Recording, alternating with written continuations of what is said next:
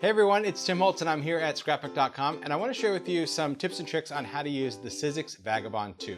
First, we're going to talk about what actually comes with the machine when you purchase it. Well, this is the Vagabond 2 and you can see that it is actually a motorized machine that resembles a vintage suitcase. Now, I say motorized because it actually plugs in. I'm going to kind of remove this plug. This plug, when you get it, is actually stored in this little hatch back here. You can remove that, plug it into a power supply. Now the Vagabond 2 also comes with everything you need to get started die cutting or embossing. So that means it's going to include a platform and everything is all pictured here. So depending on what type of die or embossing folder you're using, all you have to do is reference the picture to see which one of these platforms or adapters you need. This is the thin die adapter. So this one is used whenever you're working with any type of thin die, a thinlet, a framelit, any of those thin dies. This is going to sit right on top of your platform. And then it comes with two cutting pads. Now, as you can see, my cutting pads, well, these are from my studio. This is how a cutting pad will look once you start using it. When you first buy them, they're shiny and new and clean looking, but your first cut is going to leave cut marks right in it, but that is their purpose. And you can use either side of both of these when you're working with it. So you get a lot of use out of your cutting pads. Let's get started and show you how you can get set up to start cutting and embossing. So you're simply going to place your machine onto a solid surface. And then this top latch is going to release the doors of the Vagabond. That's what's going to open everything up. So we'll start with just basic die cutting, all right? And basic is going to be using just our cutting pads. And I'll talk about different types of dies and styles of dies that we can work with. Now, there's a lot of different ones, of course. There will be a steel rule die, and steel rule die are these thick dies. Now remember, thick dies cut thick things. So steel rule dies can cut things like chipboard, foam, wood, layers of fabric, even layers of cardstock, usually between 5 and 7 layers of cardstock at one time because it is a thick steel die. Now the die construction you can see is a black foam, and that foam really protects the blade. There is an embedded steel blade in here. That's why they call it a steel rule die. And that foam, sometimes over use, will get a little dented or maybe you dig things out. Nothing is going to impact the overall performance of the die if the foam gets a little picked apart. That's just for protection so you don't touch the blades. Now other types of dies, of course, are thin dies. And thin dies are really nice. Thin dies cut thin things like cardstock or thin fabrics like wool felt and things like that. So remember, thick dies for thick things, thin dies for thin things. But the versatility of thin dies are the fact that we can get a lot more detail, a lot more intricate designs in those, because those particular dies, I'll take this out and you can see that the thin dies, I like to store mine on magnetic sheets. Normally they're loose in the envelope, but these thin dies, you can see they are a wafer thin die. These are chemically etched. So there's really not a sharp blade on here. This is about pressure that cuts through those thinner materials. So that's kind of the overview of dies. Let's start cutting. All right, I'm going to take this one. This is a steel rule die and I just want to talk about cutting fabrics. That's pretty cool. And I'm just going to place some wool felt here. Now, depending on your die itself and how many different designs are on there, I like to go in with my scissors and just start kind of cutting apart what it is I want to cut. So I'm just going to cut one of the hearts out of this type of wool felt. Thank goodness for tonic scissors. They cut right through this. And we'll cut a smaller piece. There we go. Because you don't always have to cut everything on your die. You can simply position the materials that you want. So there we have it. We place it directly onto the die, and then we're simply going to make the sandwich. And when it comes to working with steel rule dies, all we need to do is take our top and bottom cutting pads, and that is all we need. We don't need any of these adapters because that is the thickness it's going to go into the machine. Now the Vagabond has a switch on the top that has arrows that can go in either direction. So depending on your craft space, whether you want to run it through the right or the left, totally up to you as to which direction simply by flipping the switch. And then there is the power button. And when you press down, that's going to start the machine. When you let go, it stops the machine. So all we're going to do is take our sandwich, I'll feed it in from this side, and I'm just going to push it right up to the rollers until it stops, making sure it's going the direction I want it to go. And I'm going to hold that button and let this go. Wow, just like that. So I don't need to crank anything. I don't need to do anything like that. And then as you can see, it is cut everything that I need with ease. So there are those two hearts. Pretty cool, right? Let's cut a few more things using steel rule because I just like that. I love the versatility when it comes to working with some stuff. So I have a bunch already set up. Let's take something that's a little bit more detailed, like this scroll design. Here I've taken a piece of deco sheet, which is kind of an adhesive back sparkly vinyl, and I've adhered it to a piece of chipboard. I'm just going to place that. Now, whenever I die cut something, I want to put the pretty side down. Earlier on the fabric, both sides were the same, but if it has a pattern like this one does, I want to put that pattern side directly onto the die.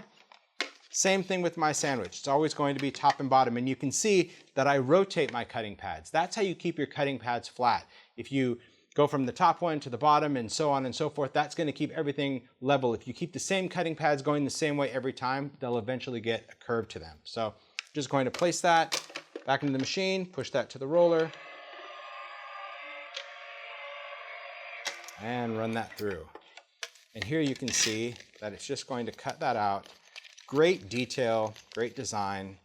Look at that, cuts both of those out. Love that sparkly design. I love the detail and the ability to cut that detail, of course, with steel rule. Now, there's some other things that we can do, of course, when it comes to cutting some things out. Let's talk about thin dies, right? There's a whole variety of thin dies. Oh my gosh, it's going to really just show you the versatility. There's everything for dies that kind of coordinate with stamps. There's dies that create frames and borders. There's a lot of detail dies. I'll talk a little bit about that. There are some favorites. There are word dies in print and script, so many different styles depending on what it is that you like. And one of my favorites, of course, is called mixed media. And mixed media cuts out really cool pattern shapes into your surfaces or backgrounds. Now, here's how it works with thin dies. Thin dies, I need to set up my machine. And I say set up my machine because remember that thickness we had with our steel die, that thickness, that has to be replaced with our platform. So all I do is just simply follow the pictures, place this down. This one is for embossing, because I can see that here. And this one is for thin dies. So I just place that. That becomes my new base in the machine. All right? So once I want to get started, let's go in. I'll just take a piece of cardstock for this one. And let's take one of these dies. Maybe we'll take this cool lattice work design. All right. Now, anytime we're doing cutting, we still go back to those cutting pads. We still need to make that sandwich with the cutting pads. It's really much easier than you think if you always remember those cutting pads. And I'm going to place that thin die face down wherever I want that to be. If you want to secure it with tape, you can secure it with washi tape or masking tape. I'm going to place that right over the top. Now, my sandwich goes in exactly the same way it did with the bigs. And usually I like to place everything down and then position it while it's sitting on my machine, because that's going to keep everything from shifting. So that's what I'm going to do. Place this down and lay this right on the top. Again, push that into the machine. And we're just going to press that down. And you can see it goes with the same pressure to go in and cut everything out. I'm simply going to lift this off, and I can start removing all of these paper pieces, just kind of punching that out, using a die pick, using a brush, anything, but it creates a really nice clean cut. And to me, that's what's cool about working with dies. But as we go through with dies, there's a lot of different things that can kind of change the way the Vagabond is going to work. And that has to do with surfaces that you use, whether you use something a little thicker than cardstock, or of course the detail of the die. So let's talk a little bit about detail dies. I'm going to clean up my die. Let's see. I have a die pick here. This is pretty cool. If you have any type of material in your die, you can simply go in and you can pop that out. There's die brushes. There's a whole bunch of different ways that you can clean your dies when you're finished with them, just to remove all of those elements. I'm just going to place that in here for now. And let's talk about some of these other surfaces, detail dies, as I mentioned. So things like a doily or even the wildflowers. Now these guys, because they have so many different curves and bends, they are sometimes a challenge just using any type of die cut machine, simply because the more detailed all of those curves and bends are, the harder they are to cut. A couple of options. You can run it through your machine several times. Sometimes you may need to shim it. I don't really like to do that. So one of the tricks that I like to use instead is it's called a precision base plate. Okay, now precision base plate, this is also from Sizzix. This is basically a metal cutting pad. And this metal cutting pad is going to replace your bottom cutting pad. It's always going to be two of these, but this one now becomes the bottom. And that's going to allow our die to cut into that metal. It doesn't damage your die at all, but it adds a lot more pressure to your overall cut. So let's go in with a piece of watercolor cardstock. All right, this is a thick piece of paper, and I'm going to go in and take my die. I'm going to place that down. My same sandwich, but because I have that metal as my bottom cutting pad, it's going to replace one of these. So we'll place this down. I'm going to put it all back in the machine over here. Just going to run it all through and push that button, and off we go with that. Okay. And this is going to allow a die that has all these curves and bends cut a precise, clean cut. And I'm just going to use my die pick just to get this to start releasing out of the die. Once it does, you can just start peeling this out. And sometimes you can go in, like, as I mentioned, with a die brush or anything like that to just lift that design. But you can see here just that great detail that you get cutting that out. Look at that. Can you believe that? That is cut out with a die. Look at that. Look how detailed that is. Really, really cool. But of course, because that has all that detail, that is why I needed to use the precision base plate. So far, so good. Here we go. All right. So as we're going through and we're talking about different dies and different designs, there's other things that we can do when it comes to working with our Vagabond, and that, of course, is embossing. Now, sometimes you take this one out. Told you it's like creative chaos around here. That's what I love about die cutting. Sometimes you'll be able to get a die that has a coordinating embossing folder. What is an embossing folder? Well, an embossing folder is basically a plastic folder that will emboss a design or a texture into your surface. And there's a whole variety of different types of embossing folders. This one happens to be a great flourish design. And this one's really nice because you can open it and you can see that it has that pattern in there. And there's a lot of different techniques you can do with your embossing folders. Simplest one is just to take your paper or your surface and simply close that right up into the folder. Now when I'm embossing, I need to look down onto my sandwich here and look at the pictures. And you'll see right here, there's this bright warning on your Vagabond that says do not use for embossing, which means I need to remove my thin die adapter because I'm no longer using thin dies. This is where it's pictured to use my embossing folders. So, same sandwich, I'm going to go in with this, my clear cutting pads again, and we're going to run this through. So it's really simple when it comes to working with your Vagabond. If you just look at the pictures, take your time with that, it's really, really easy to work with. So here you can see that running that through, look at that. Great pressure with the Vagabond to create that beautiful embossed design on our cardstock or other surfaces.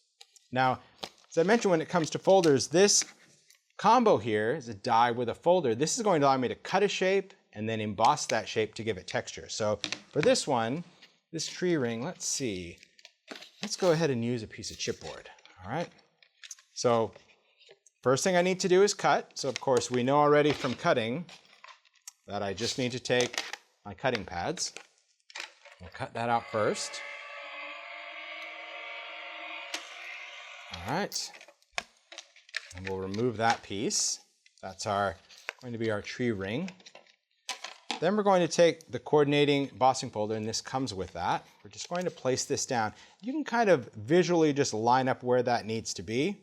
I'm going to close that in. I'm going to go back to our platform. And I've been doing this a lot, so sometimes people go, oh, it's so complicated. Really, look at the pictures. It's so much easier than you think. All right. I'm going to place that through. And now you can see here that we have not only cut out that tree ring, but also gave it that great embossed design. Cool. That's really, really neat. All right. So now we have die cut. We've die cut with a steel wool die. We've done thin dies. We've done some embossing. We've even done a little cutting and embossing combo. There's some other cool things that I can share with you on how to get a whole different effect using your embossing folder. I want to share with you embossing diffusers. And embossing diffusers are an added accessory that you can use with your embossing folders to actually diffuse part of the pattern. Now for that, I'm still going to work with my Vagabond. I'm going to emboss. So that means if I'm embossing with the Vagabond, I don't use the thin die adapter. We don't need that. And the embossing diffusers actually replace one of the cutting pads. So I only need one of those. And I kind of get everything set up. Now, the diffusers come in a variety of styles. There are actually 3 sets in each pack. There are hearts, squares, rectangles, and arches, and we're going to work with the circles and ovals, and you can see you get 3 different designs in each pack. Now, the circle one, what's cool about these diffusers, they're actually just plastic, and it's the same thickness of plastic as a cutting pad, and we're going to work with one of our embossing folders. Now, the embossing folder, of course, if I were to put my paper in here, run this through the machine, it would emboss an all-over pattern. Here's what the diffusers allow you to do. We can place this down, and you can position the diffuser either side. They're kind of offset for a reason, so it will allow you to either put that shape in the top or the bottom half of your embossing folder. And I like to secure this in place just using some scraps of washi tape or masking tape or anything. It is important that we secure this. So what I'm going to do is take that and just put a little bit of that tape right around there. That's going to hold that in place. Now this becomes my top cutting pad. This is my bottom. And the reason I like to make the sandwich is because by taping this, it's going to allow me to flip this over face down onto my platform. Okay, we're going to run this through. So here we go. I'll put it on this side of the Vagabond. Just kind of get everything, move this out of the way. There we go. And I'm just going to press this down and run this through. So here's what we get. It's pretty cool. I'm just going to take off the tape here. And when you would normally expect to see just that pattern kind of embossed all over the paper, now we can see that it has been diffused. There was no pressure because this is cut out. There was no pressure on that folder, and this will allow me to actually go in and use a rubber stamp or write something in there. It's just another cool way that you can use your embossing folders. Thanks for watching. If you like this video and want to see more from Scrapbook.com, please like, share, subscribe, and leave a message. Happy crafting!